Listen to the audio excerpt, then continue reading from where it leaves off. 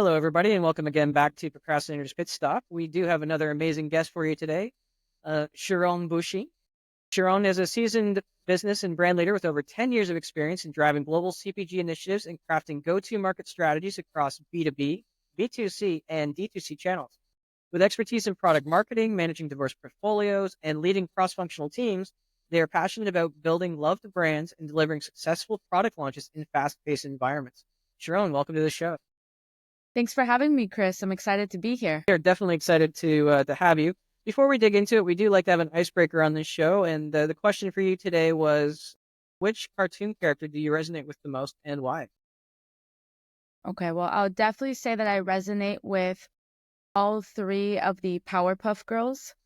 And the reason why is because as a entrepreneur, as a sibling, as someone who's in a relationship, I find that we carry different types of personas in our day-to-day. And I always found that the Powerpuff Girls were kind of like this dynamic superhero of what a down-to-earth person is and how we shift to get the job done and win at the end of the day. So all three combined. Is that a fair answer? Am I cheating a little bit? No, that's definitely a fair answer. I think it's a good one because we all wear masks in our lives depending on what situation we're in. So no, that makes a lot of sense. No, thank you for sharing. Definitely. Definitely, Chris. Now, before we kind of get into the nitty gritty of different things too further in, Mhm. we do like to ask, why don't you tell us a little bit about your journey? What brought you to where you are today? Of course, I will say my journey started with me not knowing what I wanted to do with my life. Out of high school, I knew that I had no idea what I wanted to work in, what I was passionate about, but I was very interested in communication because I'm a first generation American and it fascinated me on the understanding of how you could make a statement and different individuals, depending on where they are in their life, their cultural backgrounds, their perception on the day to day will look at that single statement and interpret it differently. And that's kind of like the art form of marketing in a way, because you have one uniform message, an advertisement, but it's a message that impacts people in so many ways. And the true craft, the true mastery of that craft is, can you make one message that resonates with people that do come from different backgrounds, where English may not be their first language? And that thought process blew my mind. I knew I didn't know what I wanted to do, but I knew that interested me. So I jumped straight into marketing. I opened up an agency with my brother. We worked with brick and mortar stores. And then from there, I knew I love small businesses because people who are entrepreneurial have a different type of energy to them. These are individuals that don't just go through the day to day to finish their tasks. They have a bigger goal, they have a bigger vision, and they have so much drive. I worked with people, Chris, that were working anywhere between 10 to sometimes 15 hours a day, depending where they were, if they had team members, if they were just starting up. Unreasonable. Now, disclaimer, I definitely believe in work-life balance. I definitely believe that there are healthy choices to be made, but that kind of drive truly inspired me. And so I continued down that path in that agency. My brother and I separated because he wanted to go into music production. Today he's a successful engineer. I wanted to continue marketing.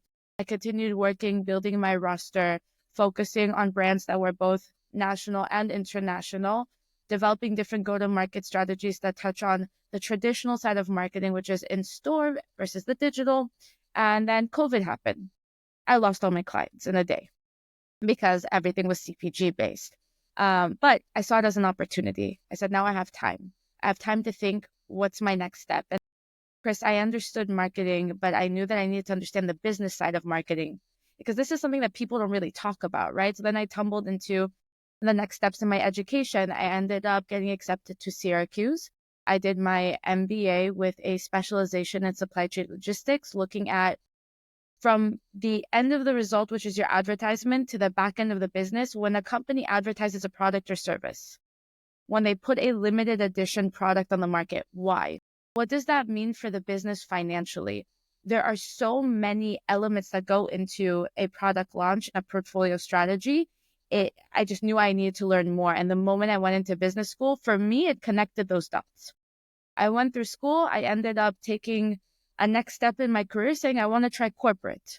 From there, I had the opportunity of working with Wella Company, an incredible, incredible company to work with. I recommend anybody who wants to build their experience to apply to Wella because there are wonderful, well-skilled individuals there. I learned the corporate side of things, but I felt that I was still more passionate about the entrepreneurial narrative. And there's nothing wrong with being corporate. It was just something about the structure and the drive of working with small businesses that's what I knew I wanted to do. So I parted ways within my corporate role and I've been continuing independently working with boutique brands, just like you mentioned, bringing products to the market, working B2B, B2C, and D2C channels. And here I am with you right now. Excellent. That's quite a journey. Thank you for sharing. So in those journeys, I'm sure that you probably faced many challenges. What do you think was the biggest challenge you had to overcome?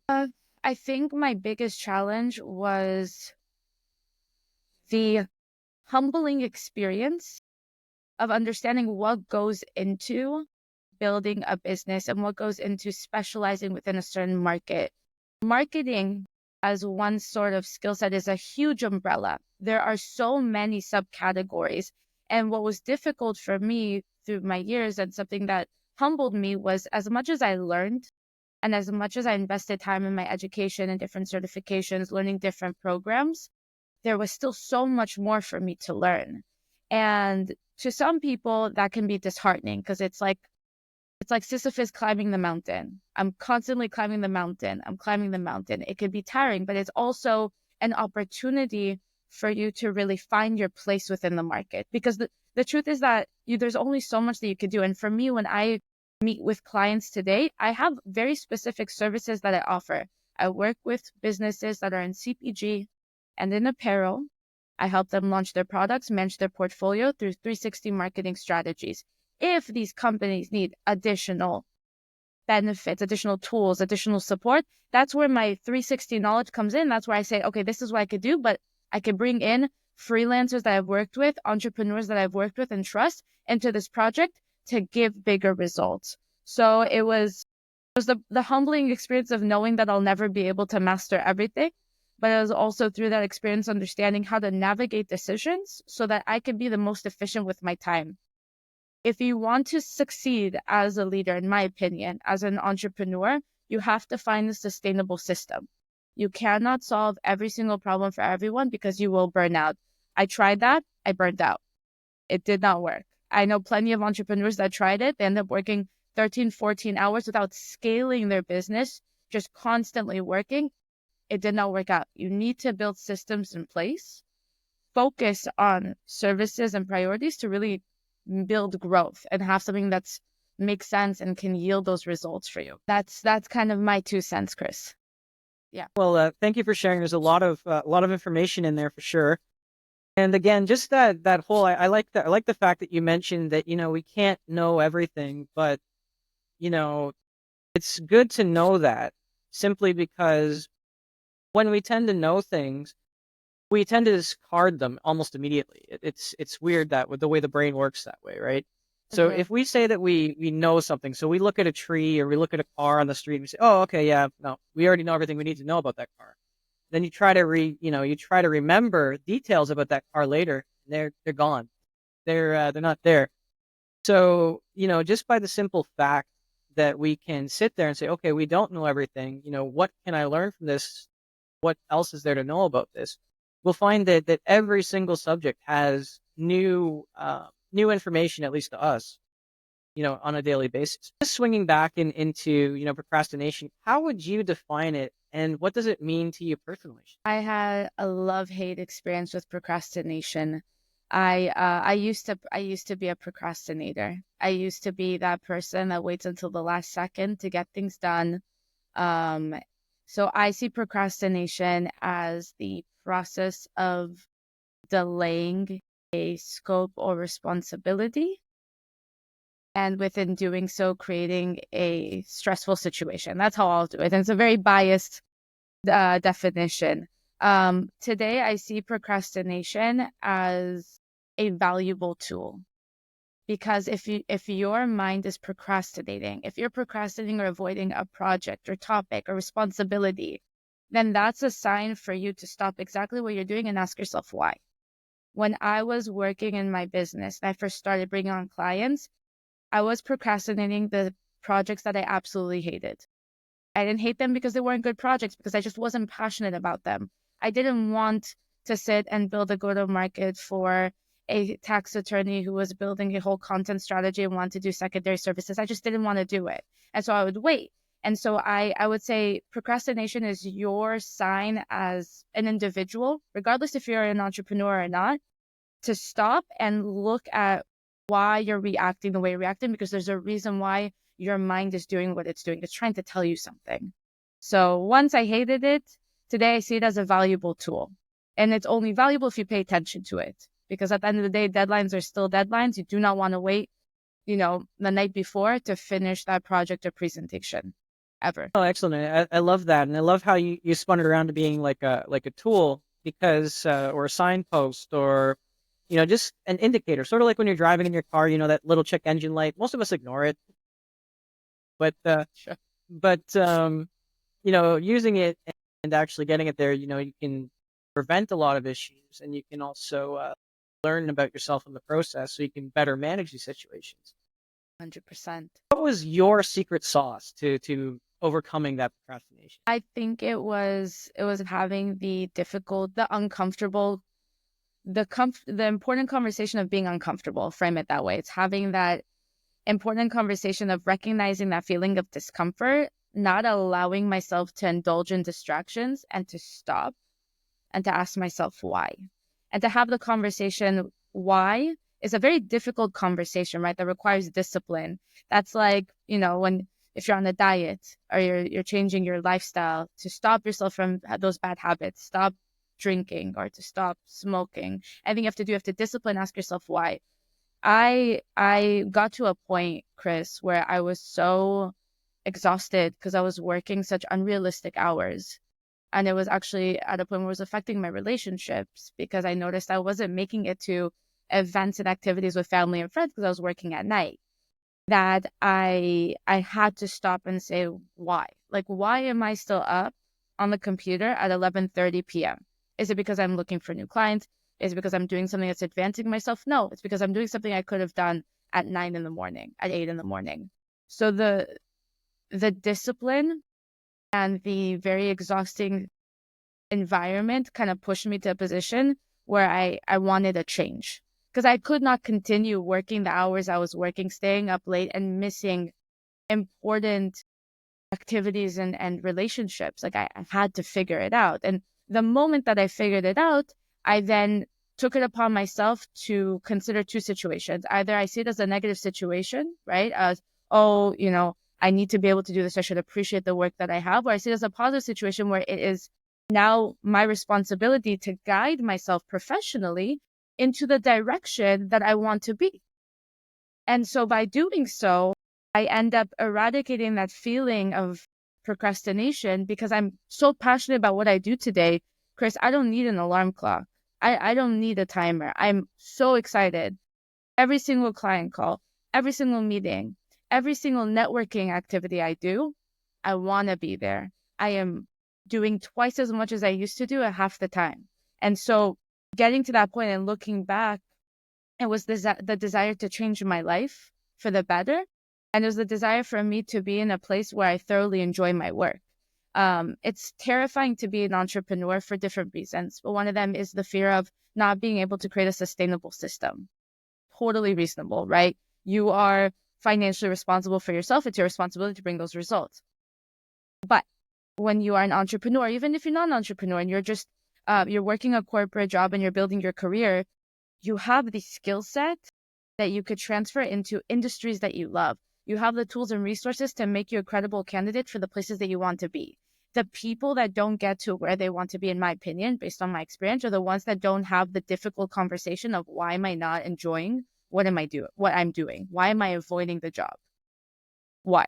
So I had that conversation and I used it as motivation to make the change. And looking back, I highly recommend it to every person. It has made my life and the quality of my life so much better. You hit the nail right on the head there. I mean, being passionate about what you do, being in alignment with what you do.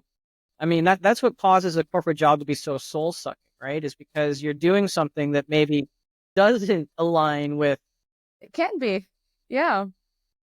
No, but I don't want to, I don't want to, I don't want to hate on the corporate or on full-time roles. I mean, when I was building my business when I first started, and when I was building myself back up during COVID, when I was working a full-time corporate job, I was still doing other things. So I don't think there's anything wrong with those jobs. It's just that you have to accept the difficult conversation of the fact that not every environment is going to be good for you, and not every situation is going to be the right situation, and then you have to differentiate whether or not it is going to benefit you in the long term. Like I mean, have you ever had a job or a project that you just hated, Chris?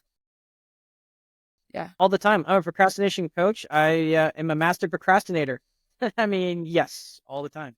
All the time. But have you had ones that you hated but gave you incredible tools and resources and experiences that benefited you in the future after the fact? Of Not course, always. and that's Yeah.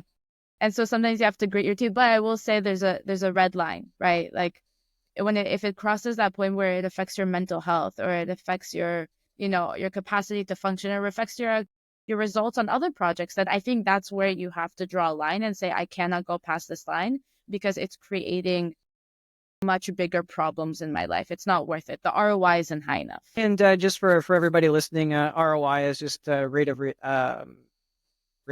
well, it's not rate of interest, Re- it's rate of re- Return of ret- investment. there you go, return on investment. In this case, the time. Thank you. Love acronyms, but yeah, that is one thing I don't miss about the corporate world. Acronyms. Going into a meeting saying, "Hey, I got the KPI and the LEC, the LCT, and the Boston LSD last night. It's okay." When I went into my first corporate job, I had an Excel sheet that someone else had to give me because there were so many acronyms. I think I had like 350 acronyms, something like that. And half of the people there that were very well versed, the leadership team there was so well versed that they were speaking acronyms. I was the one in the back of the meeting that had to look it up because I was like, "Hey, what? What do you mean? What is that? What does that mean?" And sometimes there was one acronym that had three different definitions. It's incredible. I'm sorry. My corporate is still inside of me. It comes out sometimes. It escapes. I speak acronyms sometimes. Oh, that's quite all right. And I mean, it's innate to us, right? It's kind of what we get used to. For So sure. definitely it happens. I mean, I use the same ones, even ones that aren't used anymore, like PDQ or STAT or ASAP. Those aren't Mm-hmm. really used much anymore, but I still use them. Dating myself. So anyway, we're talking really about a subcategory of procrastinators when we're talking entrepreneurs. Typically, they're known as the dreamers, right?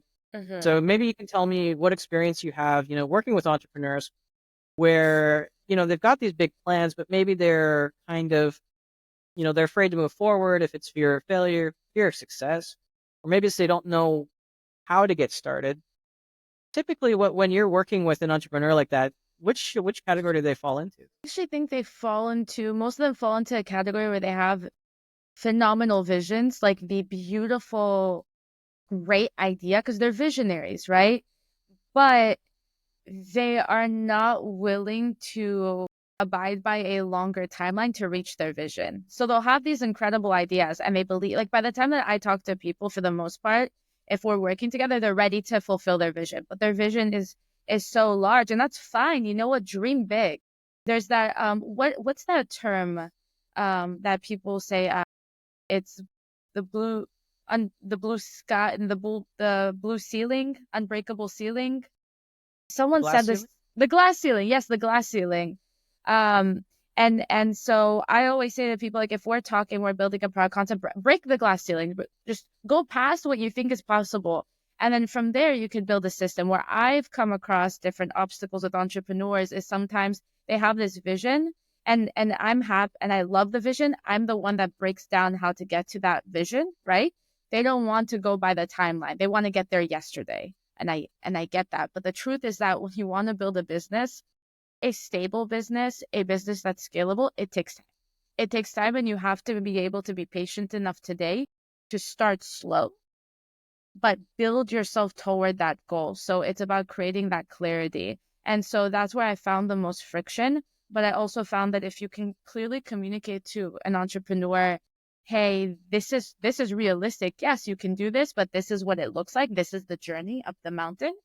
You then have to work with them to figure out where's that balance of how long they're willing to wait to get there. Because we also live, Chris, in a very fast-paced culture, right?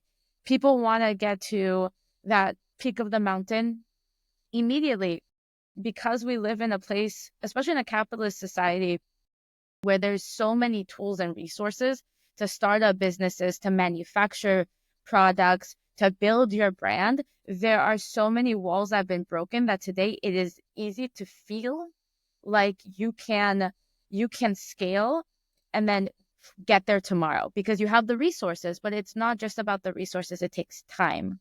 And I think there was a really interesting article I read on LinkedIn.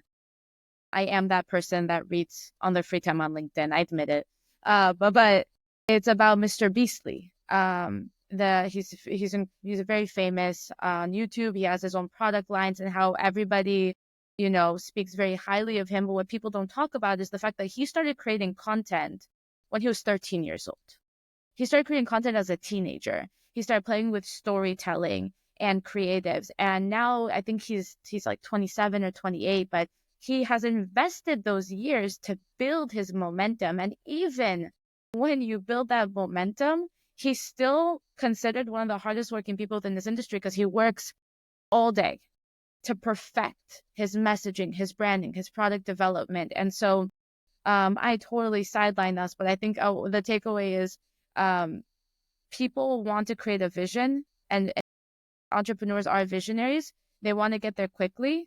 And I found that the biggest obstacle is just showing them in order to get to where you really want to be, it takes time. It doesn't mean that you won't get there. You just have to understand that it takes time. You won't be able to do it by tomorrow, but you will be able to do it if you're willing to put in the work and consistently evolve your business. No, for sure. And I mean, we are in a society, but I mean, just as a little bit of an aside there, I mean, it's not their fault. I mean, we live in a society that gears us towards, instant gratification, right? I mean, 30-second burritos, 30-second reels on Instagram, 30-second ads, we're, almost ingrained to believe that things can happen in 30 seconds. So actually I had a really good example given to me by a programmer. I had him on the show. His example was, oh, okay, so you want to have a baby, right? So you have one woman can make a baby in 9 months. So by logic, okay, let's do 9 women and we can get a baby in 1 month. Doesn't work that way. So I like that example. It's very it's got borderline canceled for it, but I mean, it was it's a very good analogy. So how do you reel in? How do you reel in those expectations? Do you show them case studies? How do you do that? I show them case studies. I also show them timelines. I am absolutely bananas for timelines. I will write them down. I will color code them. I will break down each timeline per phase. Like I get so granular when it comes to working with an entrepreneur because I believe two things. Number one is for you, if you're in the business strategy side, if you're in the marketing side, you have to be granular for yourself in order for you to make sure that you are as thorough as you can be. Well, however you communicate that out, that's your choice. But you need to be granular internally to know everything from A to Z to get those deliverables on time, to get those results on time. So I get very, very detailed, but I also get very detailed for the people that I work with because it builds trust. If I came to you, Chris, you told me you had an idea, and I come to you today and say, don't worry, Chris, I got you. We'll get this done in my 9 months. I don't show you anything. You're going to be like, what? What do you mean? How? When? Where? Why? What about this? What about that? What about external factors? What about the fact that there are things that, aren't in our control, like inflation and elections and global war? What are we going to do about this? How's that going to affect us? That is going to kill your trust in me immediately. You're just going to shut it down. But if I come to you and I show you in order to get to XYZ, here are the phases. Here's the timeline for each phase. Here's the task that you're going to see. Here's what each team member is going to do. Here are the deadlines for each team member. Then you are going to have a sense of trust because you are going to see, A, I know what I'm talking about. I obviously did my research. And B, you are going to feel like you're a part of that journey. Just because someone instills trust in you and thinks that you're a subject matter expert does not mean you don't have to show that expertise, right? I find that with businesses that I've worked with, especially in the last few years when I've dabbled with presenting to investors, getting more funding for businesses, you have to show that you know what you're talking about in a very concise and detailed manner. Because if you don't, the leadership team won't trust you. The moment they lose trust in you, you lost your project. And I find that that helps. Of course, always show case studies, always show examples, always show your market knowledge. The thing that's really fascinating about marketing is that the way that I'll market for makeup is not the same that I'll market for a cereal. It's not the same target market. It's not the same persona. I may be using the same channels, the same avenues, maybe the same cadence of posting, depending on what the strategy and structure is, but it's not going to be exactly the same. And so people like to see that you not only have understanding of your expertise, right? But they also like to see you understand the market itself. If I come to you and you want to launch, I don't know, you want to launch a clothing line, Chris, you won't give two ducks about, try not to curse, two ducks about what I did in the medical field. That doesn't matter to you, that I launched a product, that I got a patent approved last month. That doesn't matter to you. You want to know if I know how to launch a clothing brand, what I understand about the niche in that clothing brand. If I understand streetwear, that's not the same as couture.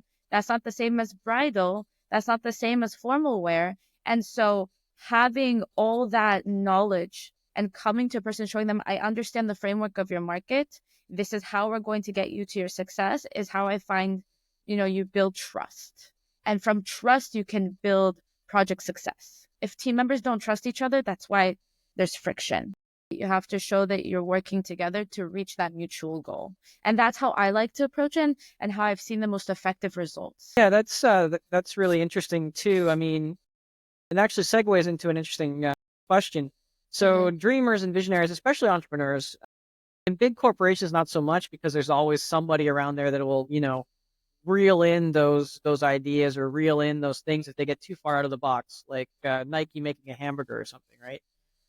But do you ever have that challenge where you kind of have to reel in entrepreneurs and tell them to focus in a bit more? Yes. Yes. Yes. All the time. All the time. All the time.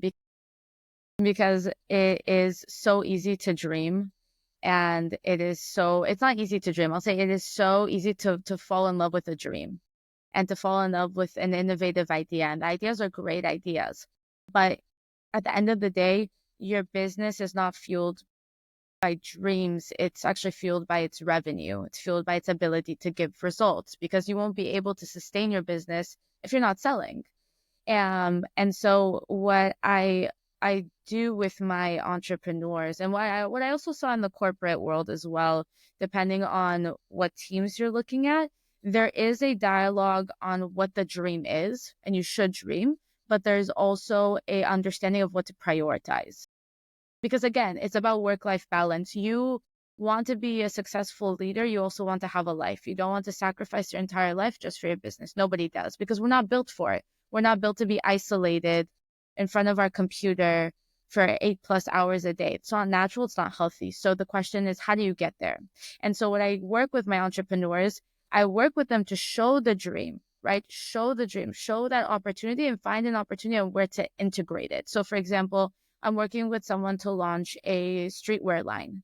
And this artist has a phenomenal vision on how to create the designs, integrating, I would say, Gen Z culture, integrating humor and integrating technology, something that really is going to be new to the market. But I had to take a step back with this artist, and I had to say, this is how we're going to segment in order for us to get to this big dream of where you integrate fashion into the virtual world and create kind of a connection between the digital persona and the day-to-day human. We have to create a brand. You don't exist in the market. We have to create awareness. We have to create trust with the products. And then we can create an expansive structure. And so I always get pushback from it. But what I show them is that the process is to build a foundation, because at the end of the day, people will invest in you if they can trust you. If they don't know you, they will not trust you in the market.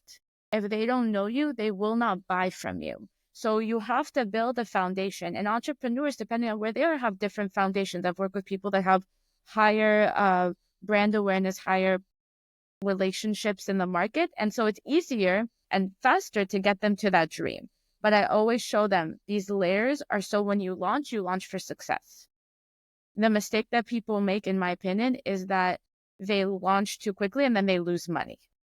And I show them if you try to bring this to the market before you build trust, before you reach certain sustainable revenue cycles, you are actually going to lose your business because it's going to cost you so much to recover from that dip.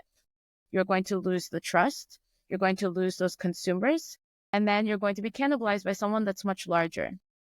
Because at a certain point when you scale, going into kind of like mid-sized businesses, if you're an entrepreneur and you have a company that's growing, you have to also keep in mind that you as a small business are entering certain market categories and there are bigger businesses watching you. Bigger businesses pay attention to smaller businesses. And that is a hill I am willing to die on. They pay attention.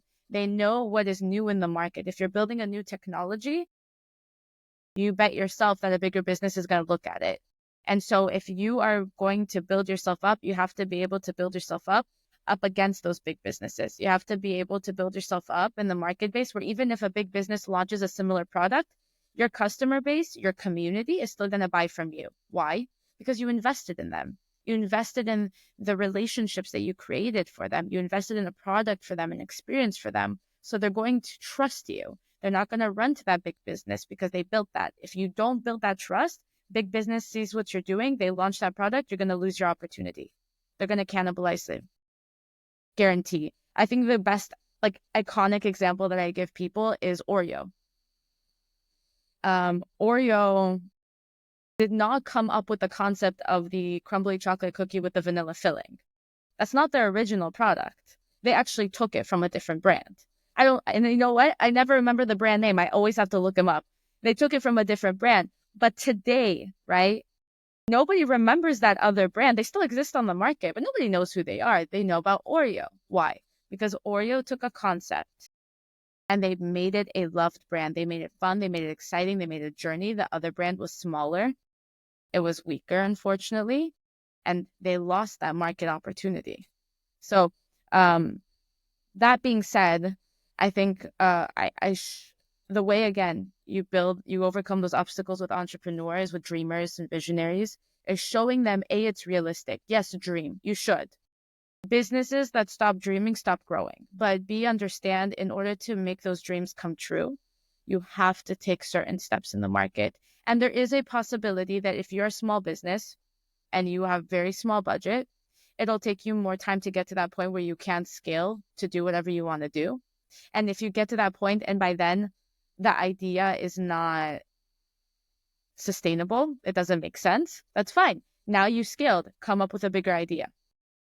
You're a visionary, vision that growth would change, because a vision will have to evolve as culture evolves, as technology evolves. And that's something that I also have to explain to businesses, because sometimes if it's not innovation, it's not something that will stay relevant within 2-3 years.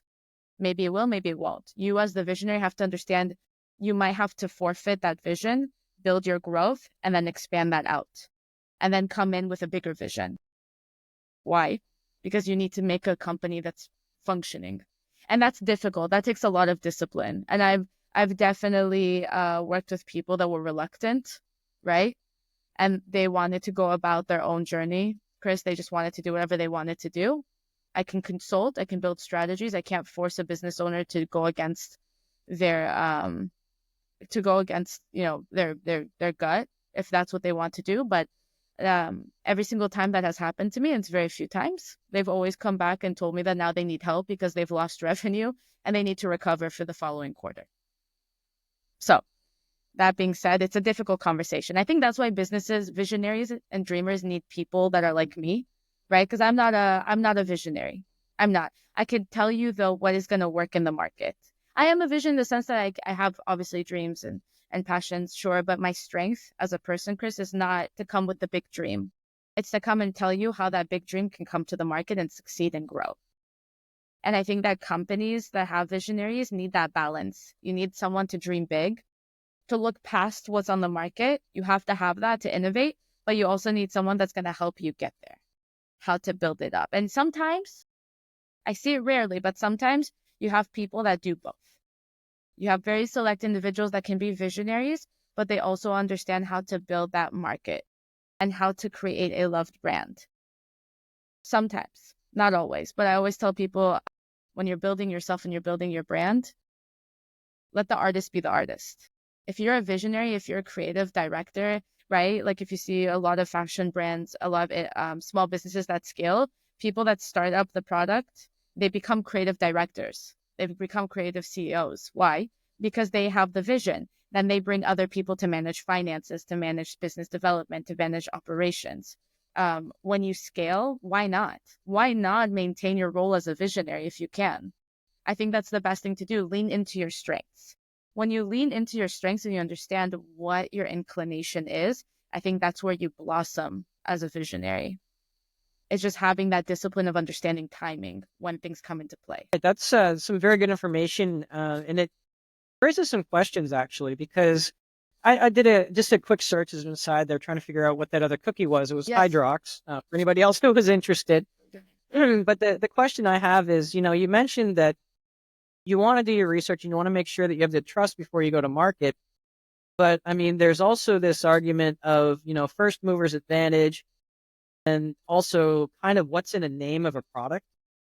The example was Chicken Soup of the Soul was marketed under some other title first, and it just bombed. I was actually trying to look that up just now too, but I couldn't find it. So I guess they did a pretty good job of bearing it. Must have been embarrassing. But how important do you think that is? Taking into account trust. How important is kind of being first? I think it's incredibly important. I think it's incredibly important. If you could be first, especially in a fast-moving market like the one that we have today, you will have a stronger starting point if the way that you enter the market is sustainable and has a strategy. And I don't have a brand off the top of my mind that's big enough for the collective market to know. But the reason why I say that is because when you enter the market and you show up, you want to show up in a way that you make a great first impression. Meaning, if you come to an investor, and you tell them, I have an idea, I want to bring it to market, but you didn't do your market research. You don't know the market landscape. You don't even know how you're going to bring this market to life. Like, you don't even know the steps to creating your innovation.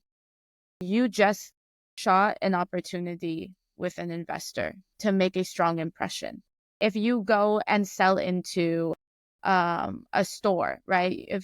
So part of my experience working is doing the D2C and also the B2B, right? So standing in front of buyers, and you can't answer. You locked the meeting, you found the people. It's very difficult to land those conversations, but you can't answer why your product is different. You can't answer what the evolution is for your vision. You just have this really great idea you want to share. You made a big mistake. So I would say there's a balance there. Yes, be first in the market, but if you're going into the market, and you won't go in perfect, because again, there are so many factors that come into play that are not in your control. There's always going to be something to evolve and learn. That's fine. But if you don't come in prepared, you don't have a story, you don't have a reason for someone to trust you, to listen to you, you don't have a vision of not just an idea, but also where are you going with this idea to whatever degree for the next 3 to 5 years, the next immediate future, it's not going to work. You're going to lose your credibility. Even if you're not doing that, even if you're just starting a store online, you tell me, you know what? I love candles. I love candles, a saturated market, right? I want to start a candle brand. Do it. But understand what reason your customer will have to come to your store.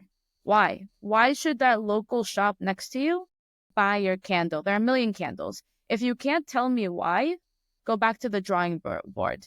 If you have a new product, but it's easy to replicate, you have to have damn good story to go with it that people will not be able to replicate. I mean, look, it's like when you look at wine brands, right? Look at wineries and look at the history on how wine is produced, how white labeling is coming into play, right? You might be drinking the same Cabernet from 6 different brands. It could be. You don't know. But the reason why you're buying bottle number 1 versus bottle number 2 is because that bottle represents a story, an experience, a journey for you. And so you invest in that. And so having that is super important in order for you to be able to be first in the market, even if it's not 100%. But if you don't have that, you are shooting yourself in the foot. And the best way to say it. No, and that's a very good insight, and you're absolutely right about the branding aspect of it, because I know that Trader Joe's does this, and Farm Boy. Both of these companies, they sell these products under the Trader Joe or the Farm Boy sort of flag, but you know that these products are made by other companies. So I do understand how 100%. branding can play a big part of that. So we actually are coming up pretty close to time, Sharon. Do you think we covered everything that we should have covered today, or maybe was there something I should have asked but didn't ask? No, I think we covered everything, Chris. I had a wonderful time. Excellent. So just lastly, before we say goodbye here, what is the best way for our listeners to get in touch with you? Of course, the best way to get in touch with me is through my email, which is info at the building blocks. Sorry, it's thebuildingblocks@gmail.com. This is how you know I need coffee. It's the buildingblocks@gmail.com. There's also my website, thebuildingblocks.com. That's a company site. You could come in, take a look at the services, and also I'm on LinkedIn. If anybody wants to connect and just chat, talk about business, talk about their vision, I'm open ears. I'm always here to see who I can support and how. And if I'm not the right person for you, hands down, I could always direct you to the person that could help you take those next steps in your company or your vision. Excellent. Well, thank you so much for joining us today, Sharon, and to all our listeners, thanks for tuning in. And just remember, if you can't find your inspiration or motivation to get going today, maybe just be that inspiration or motivation to someone else. And we'll see you again next time.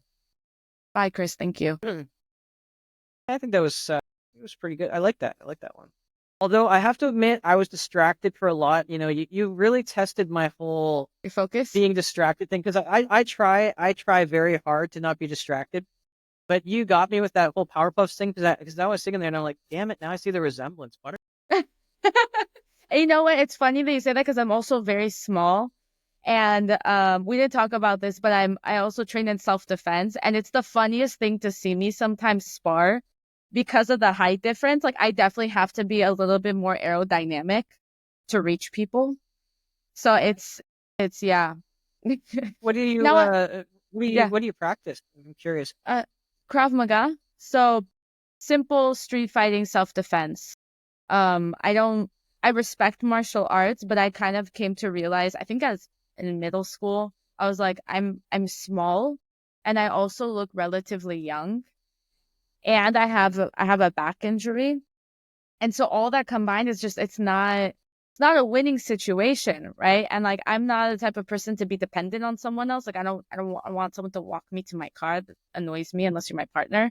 So I just realized like I need to learn tools. And the thing about Krav Maga is that it's built for you for disadvantages. It's built for you even if you're out of shape, even if you have injuries, even if you are, God forbid, not you, if someone's disabled, like all these things, it's built, the mechanics are built and the training is built for you to figure out what works best for your body. And so I saw that I was like, it's the only thing I should be doing because, you know, I'm 5 feet and I look like I'm 15 sometimes. It's the only thing. Yeah. Have you done any martial arts?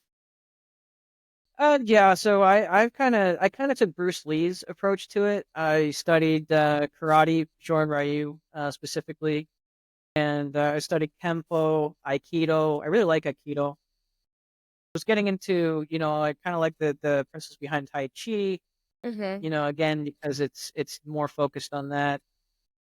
I did ninjutsu, which is very interesting because It's not weapon the on weapon, right? Ninjutsu? Okay. How would you? That's Mhm. Wow. Oh, wow, you must have such control on like the weight distribute. I don't know, maybe it's like the weight distribution on when you're running or aerodynamic. How do you do that? Yeah. Next level. Wow. Wow. That's incredible. I mean, that's next level. I have so much respect for it. I went simple. I was like, I'm just teach me how to kick someone in the balls, and I think hopefully it'll get me through the day. just you totally emasculate him. That's hilarious. That's how that's it could be a method. It could be a method. Who knows? It is a method.